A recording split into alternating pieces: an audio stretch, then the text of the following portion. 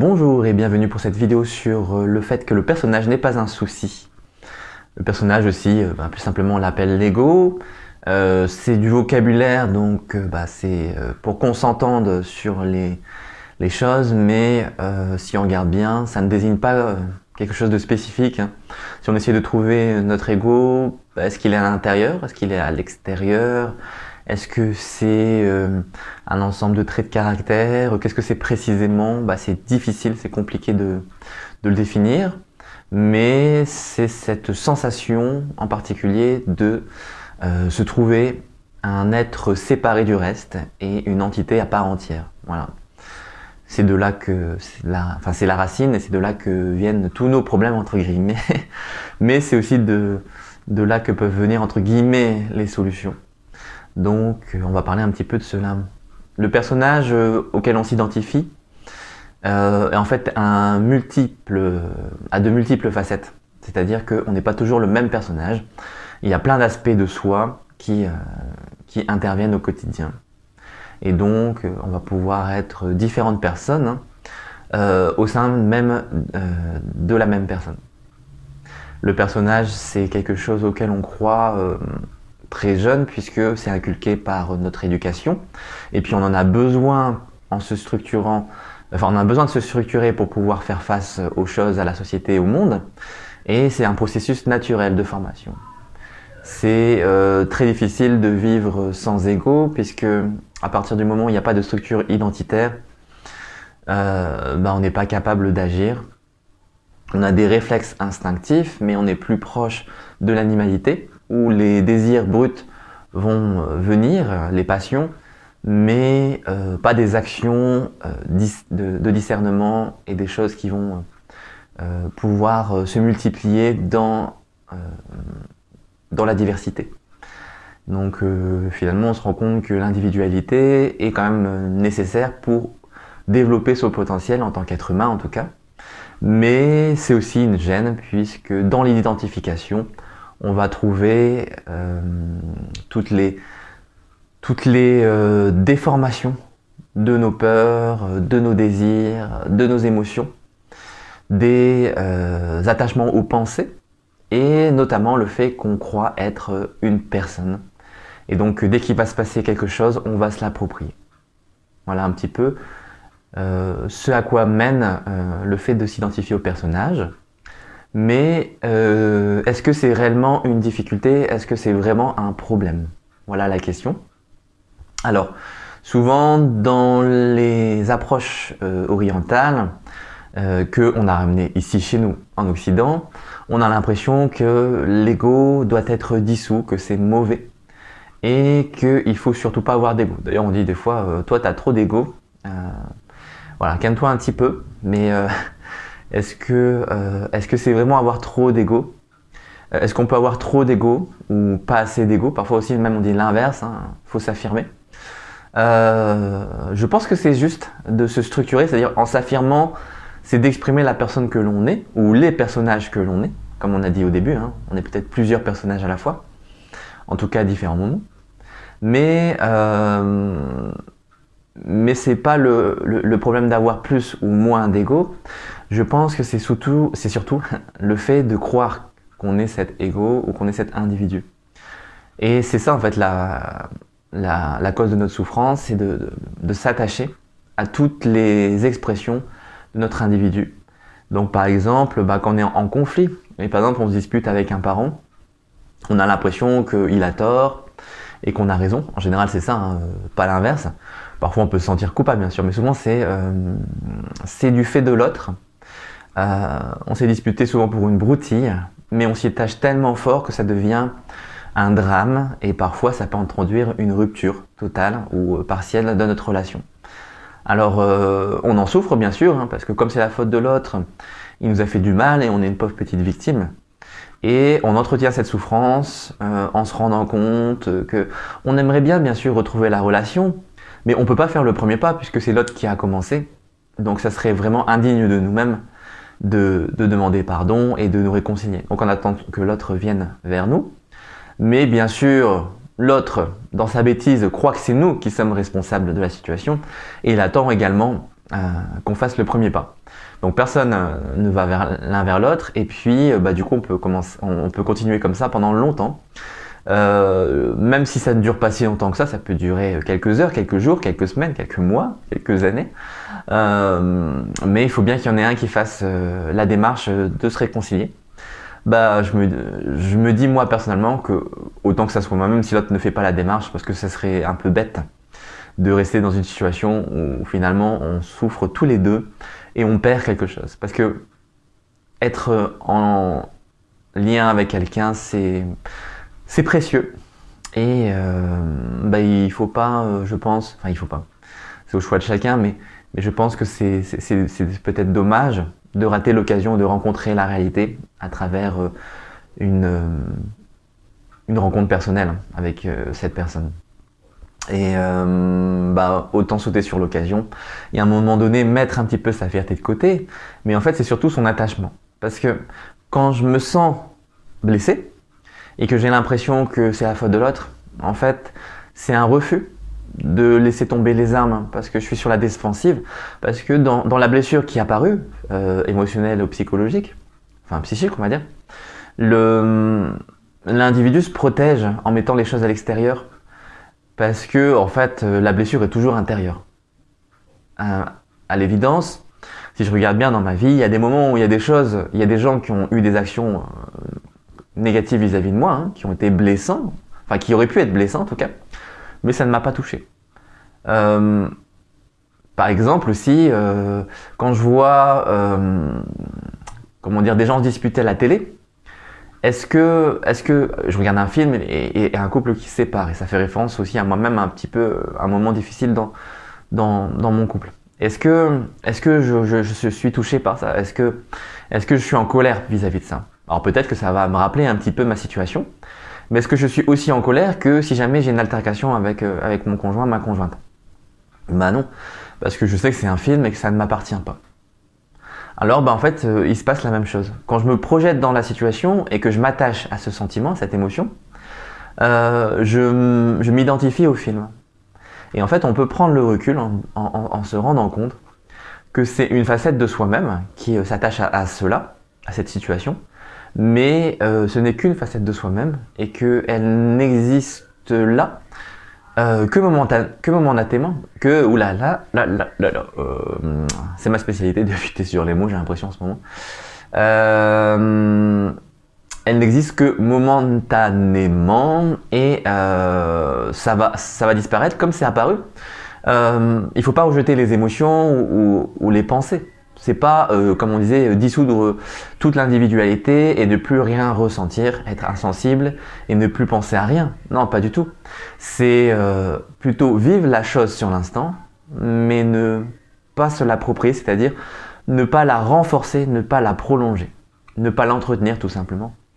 Les choses viennent, existent et passent tout simplement. Donc c'est pour ça que ça n'est pas un souci d'avoir des sensations.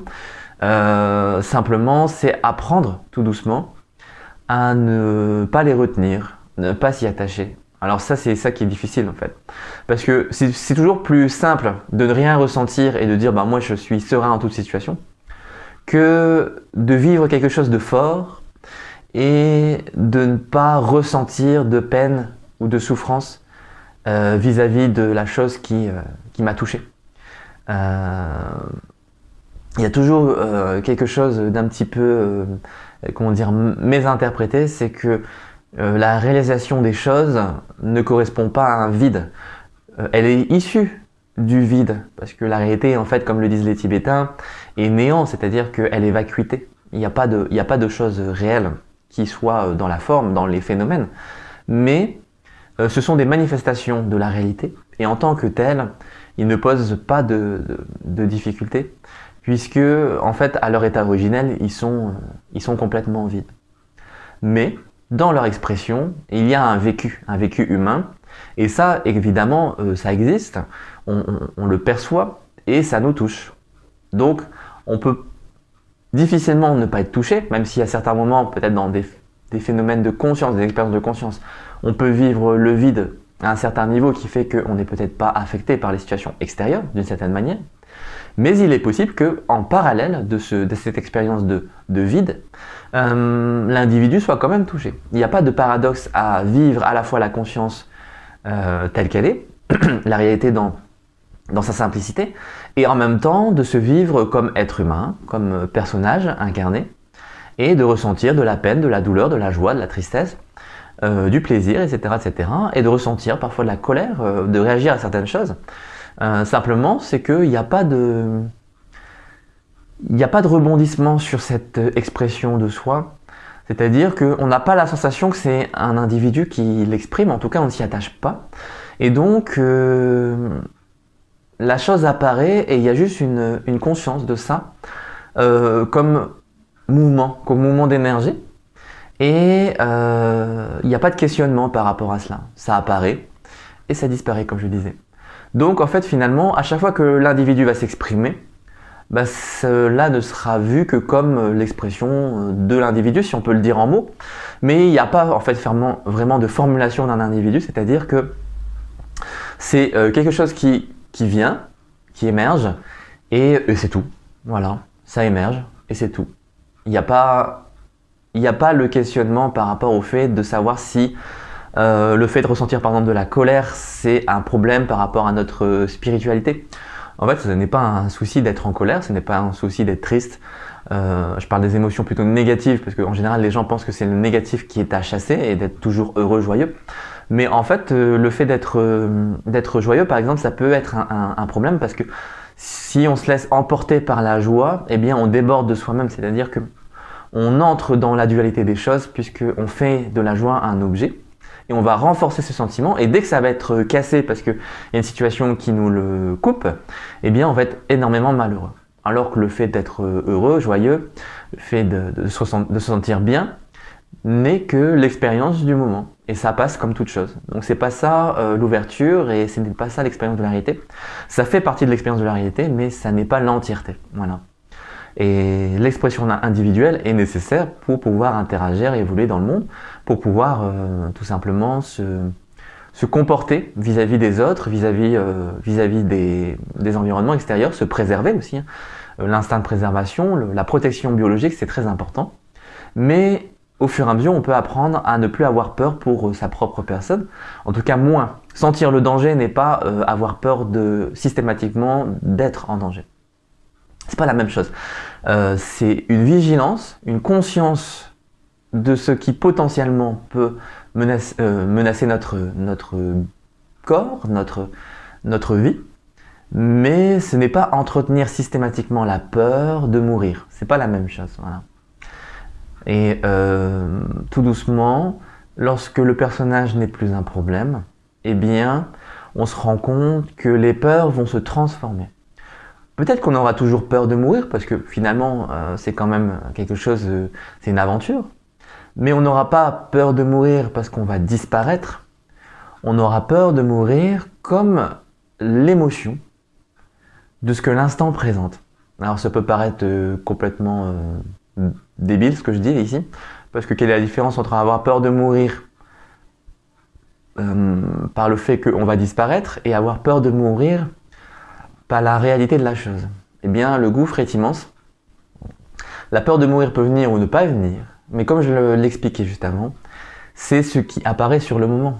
Et donc la peur de mourir n'est pas une difficulté, n'est pas un souci à éliminer, mais c'est le fait de se projeter dans la peur de mourir qui est la difficulté. C'est-à-dire que lorsqu'on n'est pas en train de mourir, d'avoir peur que la mort survienne, de voir par exemple d'avoir perdu un parent et de se dire mince, ça va bientôt être mon tour, d'avoir perdu un ami et de se dire mais comment moi je vais mourir, et de s'angoisser par rapport à ça, de s'angoisser par rapport à la maladie, aux accidents, et d'avoir l'impression que c'est terrible. C'est une transition, mais il n'y a pas de perte de conscience. Donc en fait, lorsque on expérimente la continuité des choses, ça tombe, et on a beaucoup moins peur de cette transition, mais on peut quand même maintenir au moment où ça va arriver, ou des fois quand on est en danger, de la peur. C'est normal de réagir par rapport aux choses, et c'est de l'énergie, la peur est de l'énergie. Donc les émotions, et en particulier cette peur, ne sont qu'un mouvement, un flux de la vie, Et donc, c'est pas quelque chose qui devrait ne pas exister. Voilà. Et l'individu est aussi quelque chose qui fait partie de la vie, de l'existence, et c'est pour ça qu'il a sa place. Il peut tout à fait être fonctionnel et survenir de manière pertinente dans certaines situations. C'est quelque chose que finalement on commence à vivre lorsqu'on est en paix avec soi-même et qu'on s'accepte tel qu'on est. Souvent on va vouloir chasser les aspects négatifs de soi-même, on va vouloir être parfait, spirituellement évoluer et donc ne pas avoir de failles.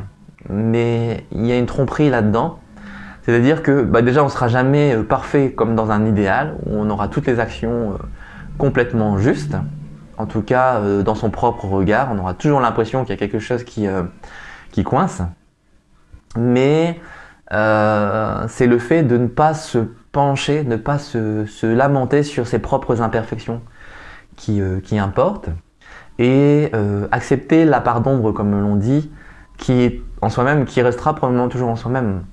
Il n'y a pas de... À chaque fois qu'on va rechercher même psychologiquement la perfection, on se trompe parce qu'en fait c'est une dualisation de soi-même et on va faire de soi un objet en tendant vers cette perfection. C'est-à-dire que si je veux ne plus me mettre en colère, si je veux toujours avoir la réaction appropriée vis-à-vis des autres, si je veux toujours être au service de l'autre, si j'estime que je dois être habile de mes mains et ne jamais avoir d'obstacles qui se présentent à moi. Et si j'ai l'impression que l'intelligence, c'est de toujours comprendre tout, je vais déjà avoir beaucoup de difficultés, de souffrance, puisque c'est une exigence très très haute. Et en fait, je me trompe complètement parce que c'est pas ça la perfection de l'individu. C'est une exigence de soi-même, donc c'est un regard sur soi. Et en se regardant soi, eh bien, on fait un sujet, un objet. Et donc on tombe complètement dans la division. Il n'y a pas d'erreur dans la vie en fait. C'est pas parce que je me sens mal à l'aise ou en mal-être vis-à-vis de moi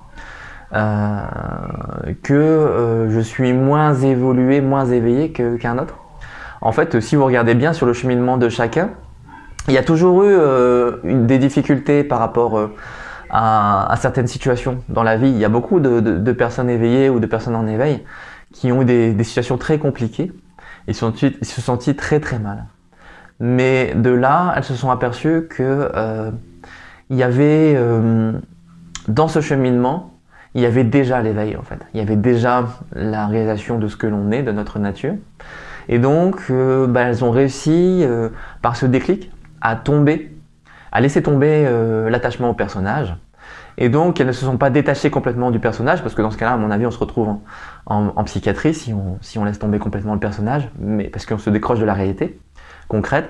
Mais elles se sont rendues compte que toute la souffrance qu'elles émettaient n'était liée qu'à cette croyance que la souffrance leur appartenait. Et en fait, quand il n'y a plus d'appropriation, ou moins d'appropriation, parce qu'on ne laisse pas tout tomber d'un coup, forcément, ça peut, mais c'est pas forcément le cas de chacun,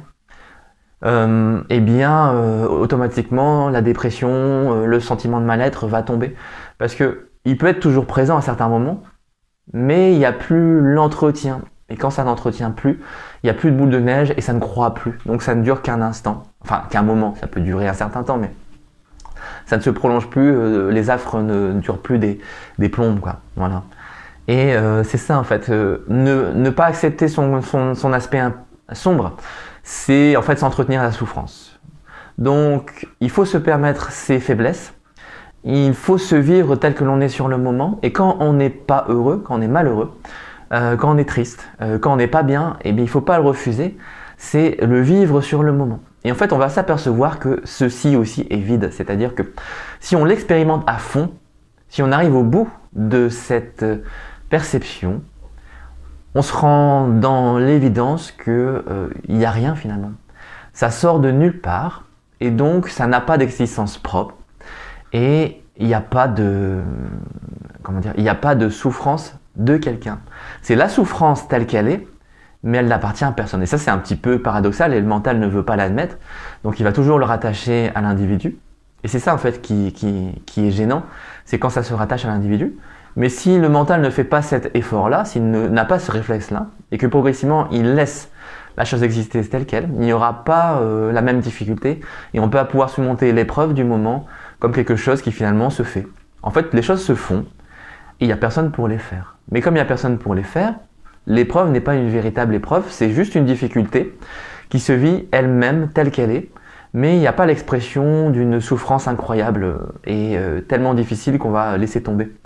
Le cheminement nous mène, vous mène, à la cessation de résistance. Et c'est cette cessation de lutter contre les choses, contre la vie, contre le flux, contre l'énergie, qui mène tout doucement au véritable plaisir, à la véritable joie d'exister, même dans les difficultés. Donc c'est pour ça que l'individu n'est pas un souci, c'est qu'en fond, il y a toujours cette conscience imperturbable, que tout est bien, que tout est à sa place, et on peut jouer quand même, on peut continuer à s'amuser de ce personnage qui va évoluer, qui va avoir ses propres peines, qui va avoir ses propres joies, et qui va expérimenter tout simplement. Il y a un plaisir inouï à vivre tout ce qui se présente, à vivre les difficultés, à se voir, entre guillemets, grandir. Au final, on ne se laisse pas duper par le fait que finalement, il n'y a pas d'évolution. Il n'y a pas de mieux, il n'y a pas de plus, mais il n'y a pas de moins du coup. Et c'est ce plaisir, ce fou rire immense de se rendre compte à quel point la vie nous montre l'absurdité lorsqu'on se laisse aller à croire qu'on est la souffrance, ou qu'on est la joie, ou qu'on est l'émotion, on est la pensée. Quand on prend ce recul entre guillemets, cette distance et à la fois cette non-distance, puisqu'on est en plein dans les choses, eh bien, il y a une sorte de fou rire, comme je disais, il y a une joie à voir que tout ça n'est rien, et en même temps tout ça est tout, voilà. Voilà pour ce partage. Si vous ressentez, si vous vibrez à ce qui a été dit ici, je pense que ça vous aura fait rire aussi. Et voilà, continuez sur votre chemin. Et tout ça est une immense joie, et quelles que soient les épreuves, comme on disait. Voilà, passez une belle journée, une belle soirée. À bientôt.